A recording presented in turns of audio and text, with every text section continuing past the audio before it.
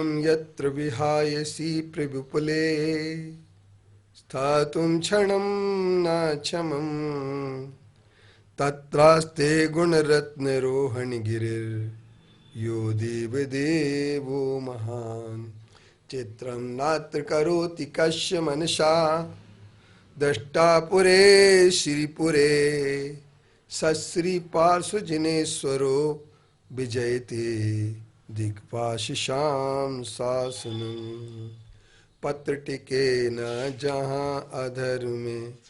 गुण रत्नों का गिरिवर हो कितना विस्मय किसे नहीं हो जरा देख लो श्रीपुरी को देवों के भी देव पार्श्वजिन अंतरिक्ष में शांत रहे युगों युगों तक दिगंबरों का जिन शासन जयवंत रहे युगों युगों तक दिगंबरों का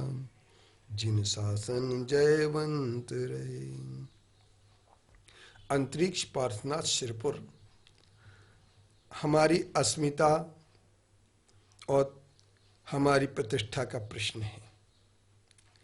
यहाँ पर सत्य दर्शन की एक बात चल पड़ी है कि सच क्या है। लेप के आवरण के भीतर सच छुपा हुआ है और जब तक लेप नहीं हट कर के पूरी मूर्ति का इंस्पेक्शन होता है, जब तक कि मूर्ति का पूर्ण निरीक्षण नहीं होता है, तब तक किसी भी प्रकार से यह पता नहीं लगेगा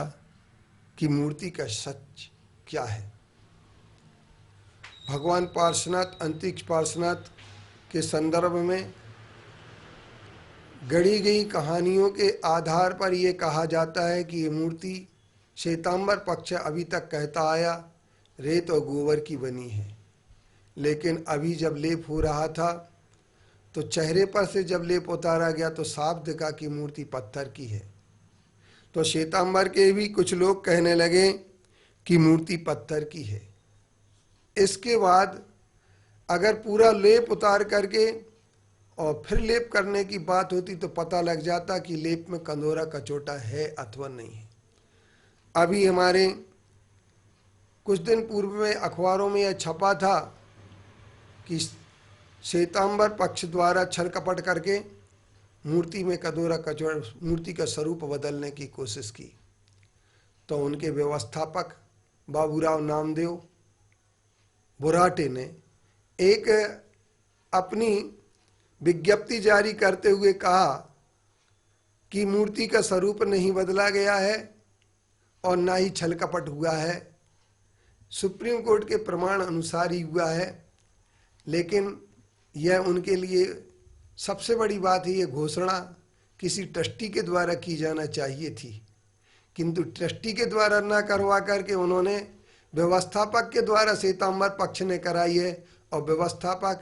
भीष्म पितामह जैसा है कि जिसने ये बात कही कि जैसे भीष्म पितामह जी कहा करते थे कि मैं हस्तिनापुर के सिंहासन से बधा हूँ, ठीक इसी तरीके से जैन तो नहीं है व्यवस्थापक,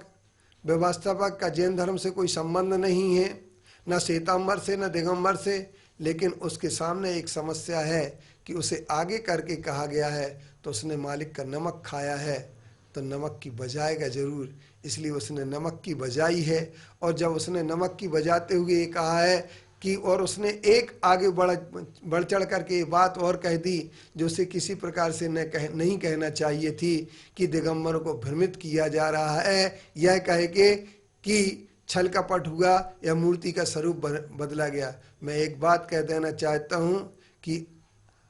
हाथ के कंगन को आरसी क्या, पढ़े लिखे को फारसी क्या, सांच को आंच क्या हो सकती है। दोनों चित्र सामने रख दिए जा सकते हैं, 20 मार्च का चित्र और आज का चित्र, दोनों फोटो हम आपके सामने रख सकते हैं। और दोनों फोटो रख करके एक अंधा व्यक्ति जिसे थोड़ा बहुत भी दिखता होगा वह भी कह देगा कि मूर्ति के स्वरूप को बदला गया है। इसके बाद भी झूठ बोलने में और झूठ बोलने में सामने खड़ा किया गया जिसे उसकी बेचारे की मजबूरी है, उसे अपन कुछ नहीं कह सकते हैं क्योंकि उसने मालिक का नमक खाया है, तो नमक की बजाएगा ज़रूर, क्योंकि उसे हम कुछ नहीं कह सकते हैं। उसे कुछ कहना भी नहीं चाहिए क्योंकि उसने तो सिर्फ बजाई है। और वह नमक की जितना उसका नमक है, जब तक के उसके खून में श्वेतांबरों का नमक है, तब तक तो वह एक एक कर्मचारी भी श्वेतांबर की ही बात कहेगा, क्योंकि उसके पास नमक है। अभी उसे सत्य नहीं दिखेगा, सत्य तो जब दिखेगा, क्योंकि सत्य उसके लिए उस समय भी नहीं दिखा जिस समय सन 1981 में सत्य सामने उभर करके आया था, क्योंकि उसके लिए जैसा कहा जाता है वैसा ही किया करता है आदमी, क्योंकि उसकी नौकरी का प्रश्न है।